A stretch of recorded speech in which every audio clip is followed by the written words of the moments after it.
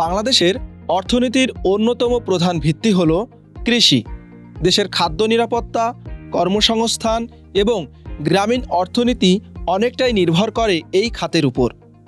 তবে দুঃখজনকভাবে কৃষি সবচেয়ে বেশি ঝুঁকির মুখে পড়ে অনিশ্চিত আবহাওয়া ও প্রাকৃতিক দুর্যোগের কারণে।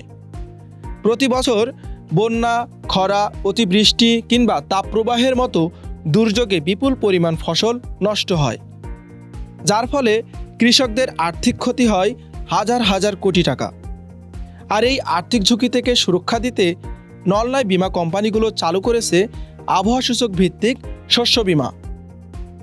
এই বীমায় যেসব ঝুঁকি কভার করে, প্রথমত দীর্ঘদিন বৃষ্টি না হওয়া এবং অতিরিক্ত তাপপ্রবাহের কারণে যখন জমির মাটি শুকিয়ে যায় তখন ফসল মারাত্মকভাবে ক্ষতিগ্রস্ত হয়।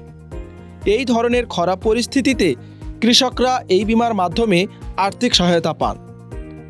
দ্বিতীয়ত, হঠাৎ অতিবৃষ্টি বা অনিয়মিত সময়ে বৃষ্টি হলে ফসল পানির নিচে ডুবে যেতে পারে বা স্বাভাবিকভাবে বেড়ে উঠতে পারে না।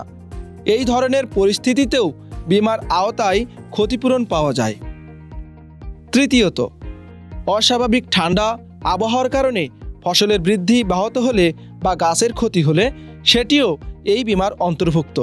ফলে শীতজনিত ক্ষতিও আর্থিকভাবে মোকাবেলা করা সম্ভব। চতুর্থত, রোদ কম থাকা বা বাতাসে অতিরিক্ত আর্দ্রতা থাকলে ফসলের স্বাভাবিক বৃদ্ধি বাধাগ্রস্ত হয় এবং রোগের ঝুঁকি বেড়ে যায়। এমন পরিস্থিতিতে ফসলের ক্ষতি হলে কৃষক এই বীমা থেকে আর্থিক সহায়তা পান। বিপ্লব হুসাইন, ইন্স্যুরেন্স নিউজ বিডি।